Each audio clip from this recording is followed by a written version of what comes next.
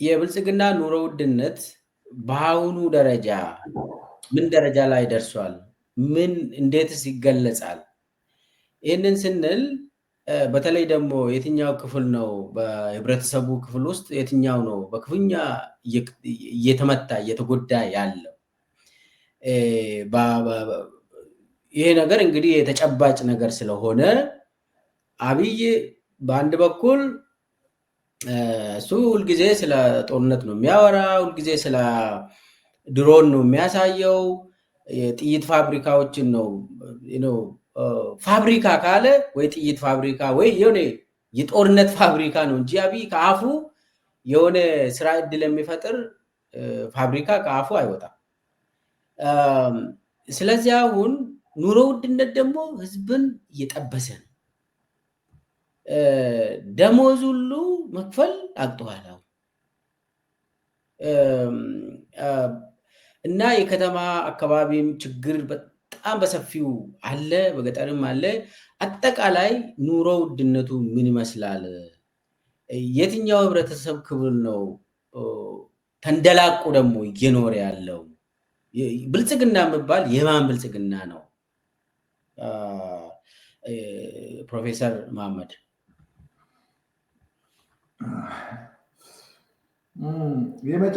የመጨረሻውን ጥያቄ እስኪ አድረስ እናድርግ። የማን ብልጽግና ነው የሚለው ይህ ነው። በጦርነትም በክራይሲስ ጊዜም አትራፊዎች አሉ፣ ጥቂት ናቸው እንጂ እንደ ግለሰብም እንደ ቡድንም የሚያተርፉ አሉ።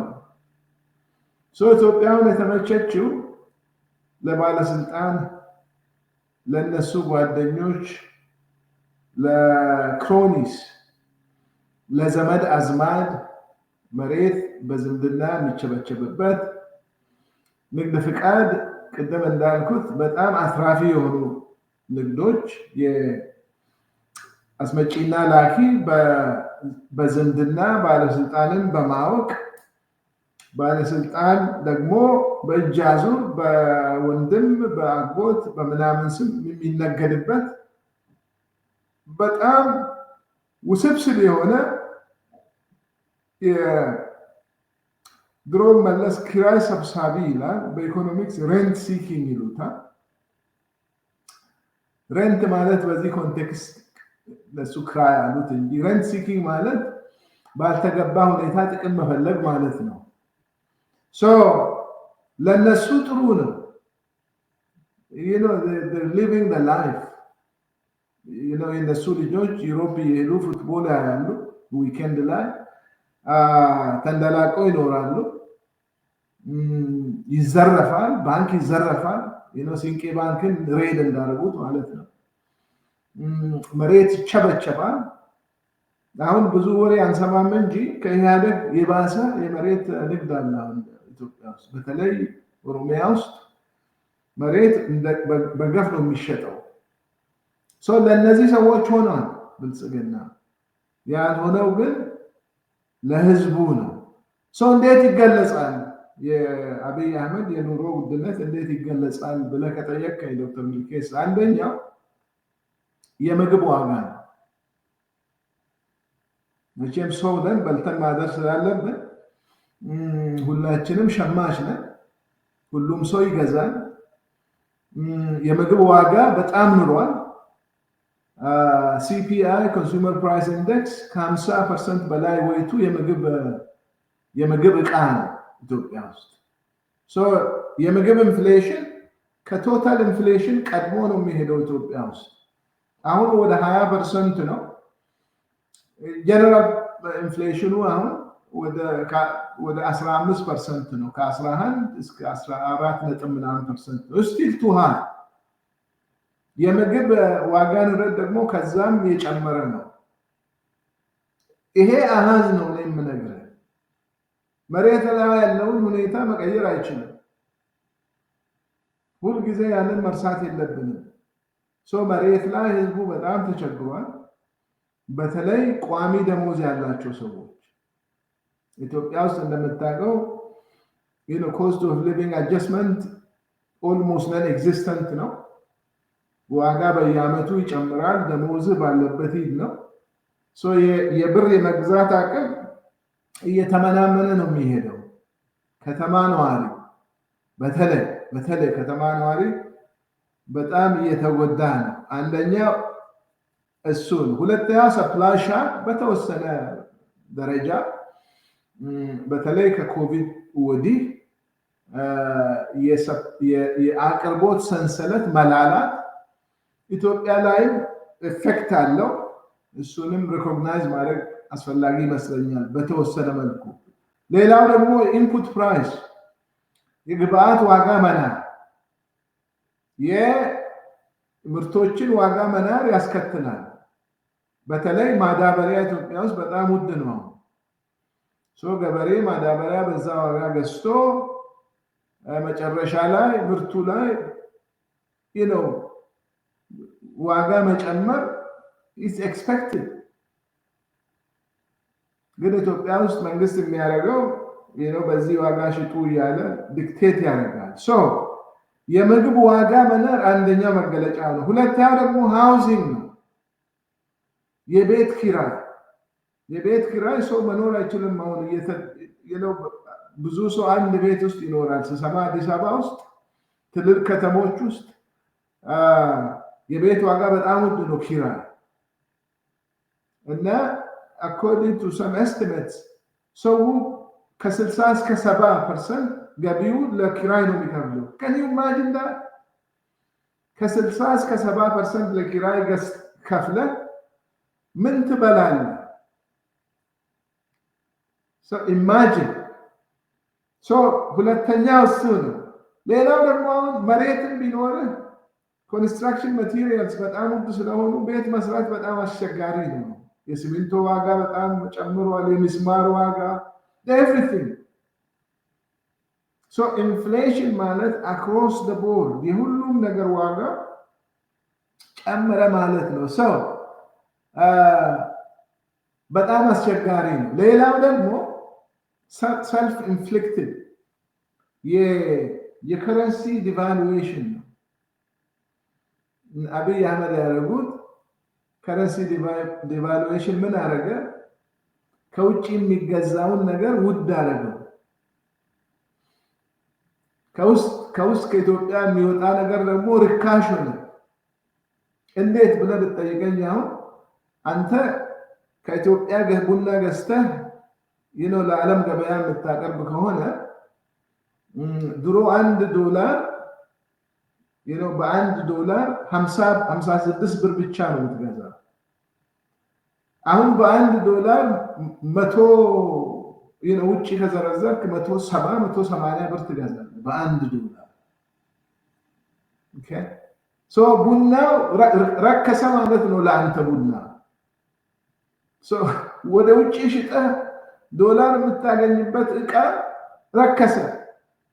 ገቢህም ወረደ ማለት ነው። ከውጭ የምትገዛውስ ሪቨርስ አድርገህ ገልብጠህ ይኸው ከውጭ የምትገዛ ድሮ በ57 ብር ነው $1 የምትገዛው። አሁን በ180 ብር ነው $1 የምትገዛው። ዶላርን በዛ ውድ ዋጋ ገዝተህ መድኃኒት ከአውሮፓ ገዝተህ ስታስገባ እንደዛው ጨምረህበት ነው የምትሸጠው ማለት ነው። እቃው ይወደዳል። የጋዝ እቃ፣ የዘይት፣ የመድኃኒት ከውጭ የሚገዙ ነገሮች በሙሉ ኢትዮጵያ ውስጥ ሲገቡ ዋጋቸው በጣም ይጨምራል። ይሄ የነበረውን ስትራክቸራል ኢንፍሌሽን እንዲባባስ አደረገው።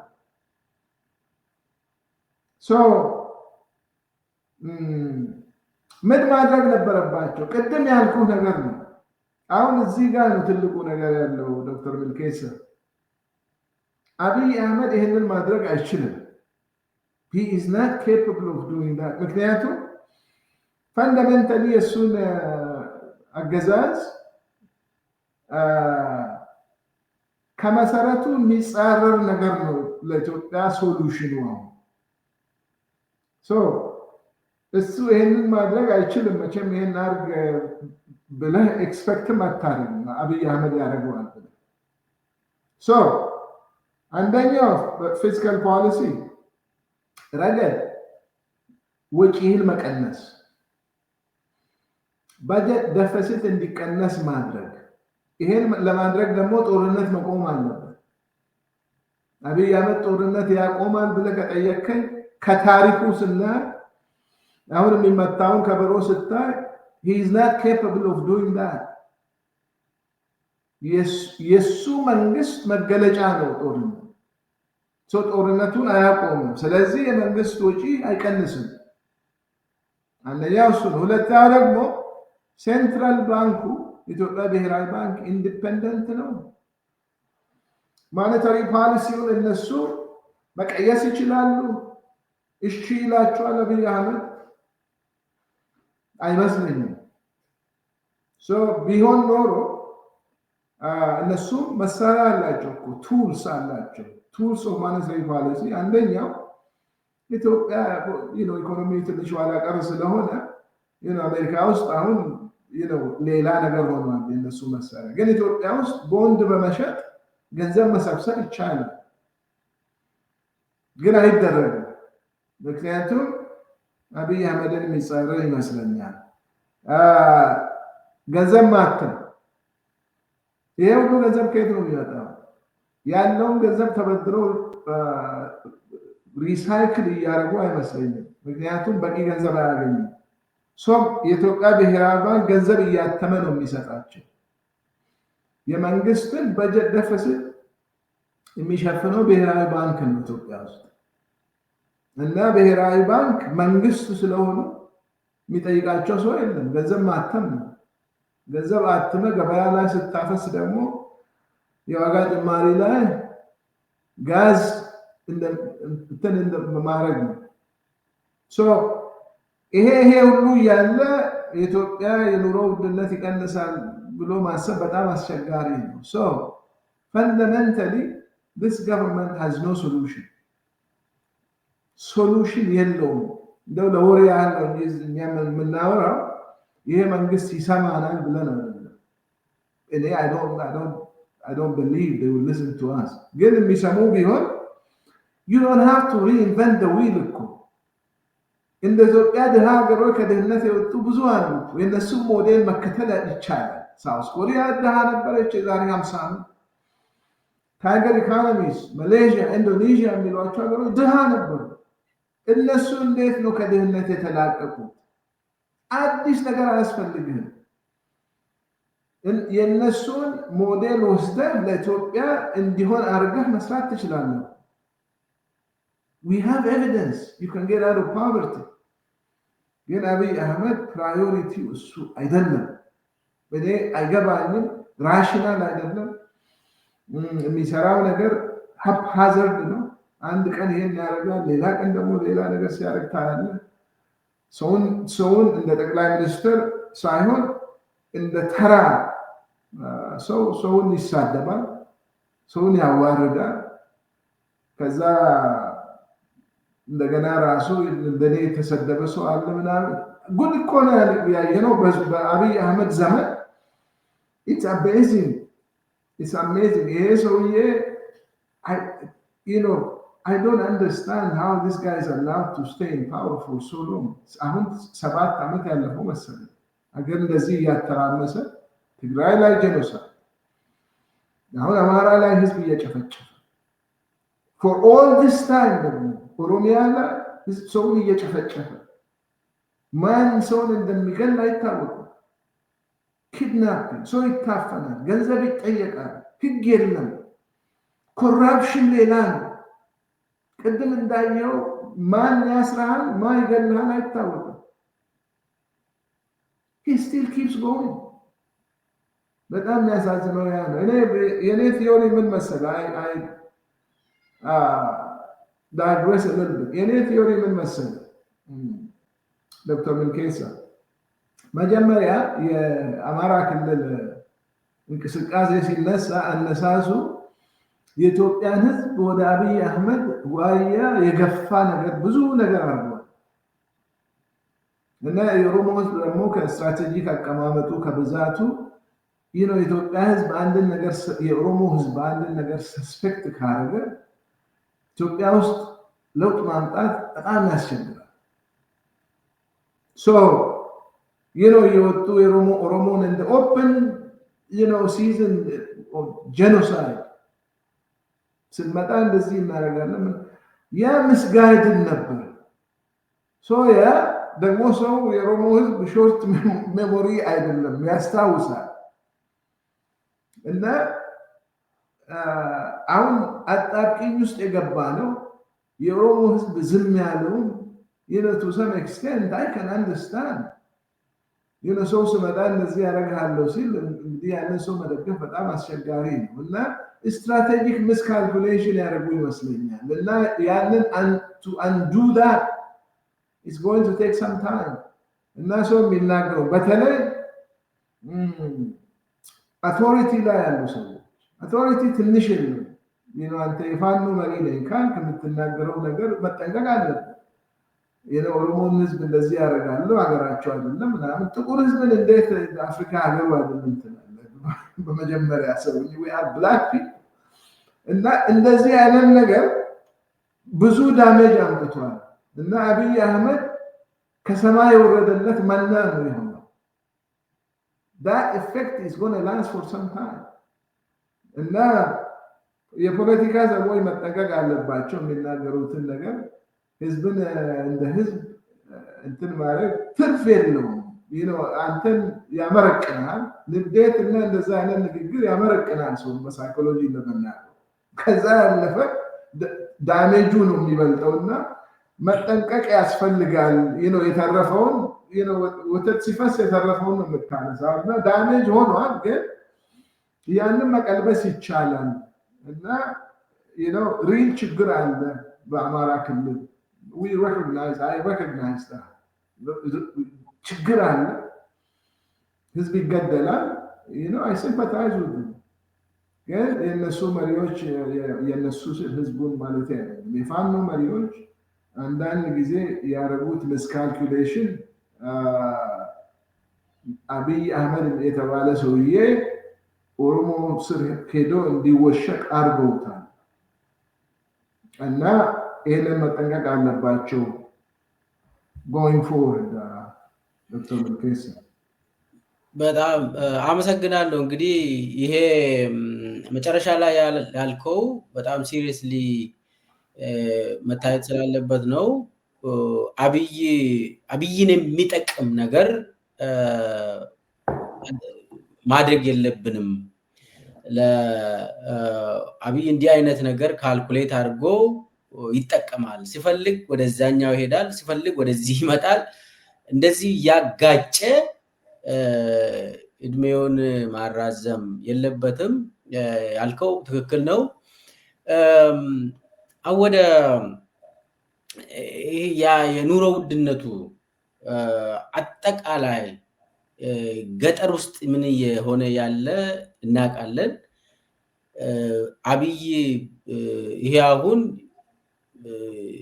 የመጠጥ ውሃ ማስፋፋት፣ ይሄ መንገድ መስራት፣ ይሄ ሆስፒታሎችን እንደዚህ ማስፋፋት፣ እንዲህ አይነት ታሪክ የለም በአብይ ዘመን። በኢህአዴግ ጊዜ ወረዳና ወረዳን ማስተሳሰር፣ ዞኖችን ማስተሳሰር፣ ክልሎችን በመንገድ በተለያየ እንትን ማስተሳሰር ነበር። አሁን ግን ክልል ለክልል አይገናኝም፣ ወረዳ ለወረዳ አይገናኝም። የነበረ መንገድም ሙሉ በሙሉ ቆሟል። ከዞን ወደ ዞን የሚሄድ ምንም ነገር የለም። አጠቃላይ መንግስት የሚባልም በአብይ ዘመን የለም። ያው አብይ የአዲስ አበባ ከተማ ከንቲባ መሆንም አይችልም። ለምን? እዛ ፍንፍኔ ዙሪያ ራሱ መቆጣጠር አልቻለም። አብይ እዛ የ4 ኪሎ ከንቲባ ሆኖ ነው የምናገኘው። የኢትዮጵያ መሪ ሆኖ አታገኘውም። እና አጠቃላይ ህዝቡ በረሃብ እያለቀም ነው። አብይ ይሄንን ድህነትን አብይ ራሱ እየፈጠረ በየጊዜው እየፈጠረ ነው። ረሃብን እየፈጠረ ነው አብይ። ከረሃብ ደግሞ ያገኛል፣ ያተርፋል አብይ። እንደዛ ነው ካልኩሌት የሚያደርገው። በረሃብ የተመታ ሰው ለማኝ ይሆናል። ለማኝ የሆነ ሰው ደግሞ ጉልበት የለውም ባሪያ ሆኖልኝ ያገለግለኛል ብሎ ነው አብይ የሚያስበው። ስለዚህ አጠቃላይ የኢትዮጵያ ህዝብን ድሃ አድርጎ ረሃብተኛ አድርጎ ለማኝ አድርጎ እሱ ንጉስ መሆን እነሱ ላይ ድሃ ህዝብ ላይ ንግስናው ለማወጅ እየሰራ ነው። ይሄ ግልጽ ነው። ስለዚህ አሁን አብይ እንደ ፖሊሲ ህዝብን በረሃብ አለንጋ ለመግረፍ እንደ ፖሊሲ እየተከተለ ነው ወይስ እንደው በመሀይም ስለሆነ ወይ ደግሞ ኢኮኖሚክስ እውቀትም ስለሌለው ወይ ደግሞ እንደው አለማወቅ ኢግኖራንስ ነው ወይስ ባይ ዲዛይን ኮንሽስሊ ዲዛይን አድርጎ?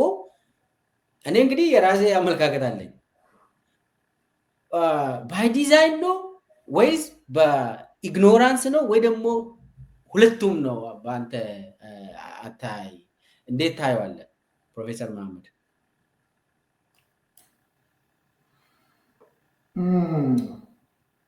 አብይ አህመድ ሰው ሲቸገር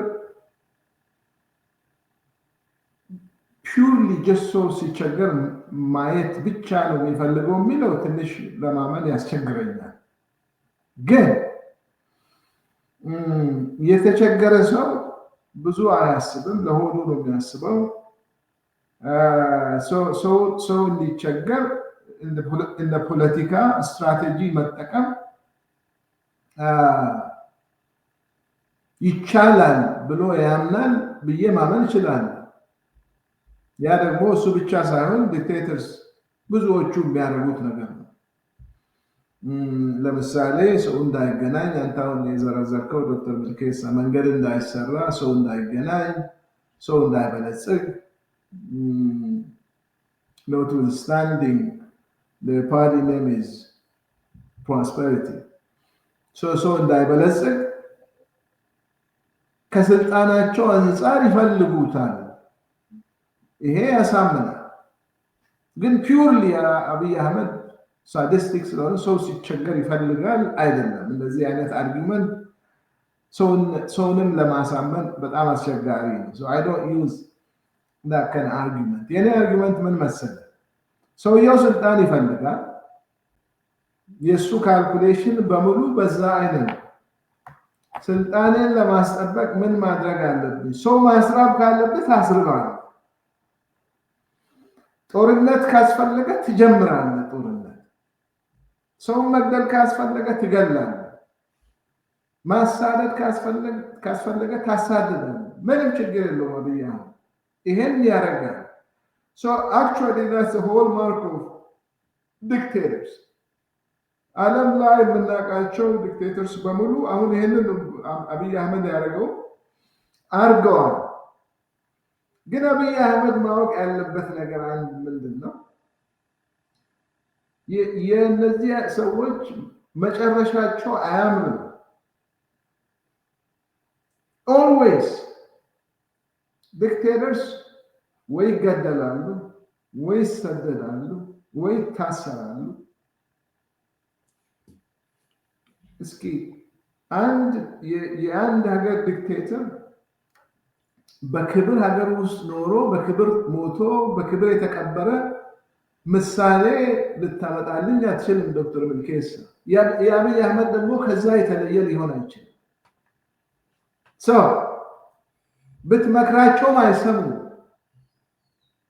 አሁን እኛ ቁጭ ብለን እነዚህ ሰዎች ዲክቴተርስ ከነሱ በፊት ያለፉት እንደዚህ ሆነዋልና ያንን አያዩም እንደ ምናምን እንላለን እኛ ካመን ፒፕል። ግን እነሱ እንደዛ አይደለም የሚያስቡ። እዛ ጋር ስትደርስ የጭንቅላት ማይንድሴት የሚቀየር ይመስለኛል። ከስራቸው ስናይ ደግሞ እንደዛ ነው። ማይንድሴት ይቀየራል። ስልጣን ነው፣ ገንዘብ የምታዝበት አንተ ነህ። እንደሚባለው ታንኩም ባንኩም አንተ እጅ ነው። የፈለግከውን ሰጪም ነሺም አንተ ነህ። ሰጪና ነሺ ፈጣሪ ነው ይባላል። ድሮ አሁን ዲክቴተርስ እንደዛ አይደለም። እነሱ ኮራፕሽንና ፔትሮኔጅ የሚፈልጉትን ሰው ይሾማሉ፣ የማይፈልጉትን ሰው ያባረራሉ። የሚፈልጉትን ሰው ሀብታም እንዲሆን ያደርጋሉ፣ የማይፈልጉትን ያዳህያሉ፣ ያስራሉ፣ ይገላሉ። ይሄ አንቼክድ ፓወር ያሰክራል። ኢንታክሲኬቲንግ ነው። ይሄን ነገር ሀራራ ይሆንባቸዋል። ይሄ አንቼክድ ፓወር አፍሪካ ተውና አሜሪካ ውስጥ 8 ዓመት 2 ተርም ተመርጠው አገልግለው ሲሄዱ አንድ ጊዜ ያሉ ምን አለ መሰለህ አሜሪካ ፕሬዝዳንት እንግዲህ ስልጣኑን መልቀቅ አለብኝ አለ። የአሜሪካ ስርዓት ስለሆነ ካለቀኩም ሰው እሺ አይለኝም ማለት ያን ያህል ይጣፍጣል ስልጣን። ህግ መኖር አለበት። ህግ ከሌለ ሰው እንዲሁ በራሱ ደግነት ስልጣንን የሂውመን ኔቸር የሚሉት ነገር አለ። ስልጣንን ለቆ አይሄድም። አብይ አህመድ ደግሞ ፐርሰናሊቲው በጣም የተለየ ይመስለኛል። አንደኛ ለስልጣን ብሎ የማይሆነው ነገር የለም። ሃይማኖቱን ቀይሯል። እኔ ለነገሩ አብይ ሃይማኖት ያለውም አይመስለኝም። አሁን ሰው ጴንጤ ነው ምናምን ይላል። እኔ ከዚህ በፊት ተነግሬ እንደሆነ አላውቅም ዶክተር ሚልኬሳ እኔ የኖርዌጅን ሚሽን ሃይ ስኩል ነው የሄድኩት። የክርስቲያን ሃይ ስኩል ማለት ነው፣ የጴንጤ እና የእነሱን እንትን አውቃለሁ። አብይ አህመድ ያም አይመስለኝም። ያንን እንደ ፖለቲካል ኤክስፒሪየንስ ይጠቀምበታል። አባቱ ሙስሊም ስለሆነ በዛ በኩል ሙስሊም ነኝ፣ ሙስሊሙ ምንም አይለኝም። the only thing I'm not is ክርስቲያን ነው፣ ጴንጤ ልሁን፣ ሃይማኖቴን ልቀይር። እንደዚህ አይነት ሲኒስተር የሆነ ካልኩሌሽን ነው የሚያደርገው አብይ አህመድ። አትሊስት ሌሎች የምናውቃቸው ዲክቴተርስ እንደሱ ሃይማኖት የቀየረ ያለ I don't know የለም ማለት አልችልም፣ ግን እኔ የማውቀው የለም። አብይ አህመድ ለስልጣን የማያደርገው ነገር የለም። ቅድም አንተ እንዳልከው ዶክተር ሚልኬሳ የአብይ አህመድ ብዙ ጊዜ አንትሩት የሆኑ ነገሮች ጠቅላይ ሚኒስትር ነው፣ ግን መባል አለበት፣ ይዋሻል። እናቴ እንደዚህ ምናምን ብላይ ነበር ይላል። እናቱ አሁን ሞተዋል። የእሱን ውሸቶች ስታይ ሪሊ እናቱ እንደዛ ብለውት ይሆን ወይስ ራሱ ከፈጠራቸው ነገሮች አንዱ ነው ያን ብለህ እንድጠረጥር ያደርጋል።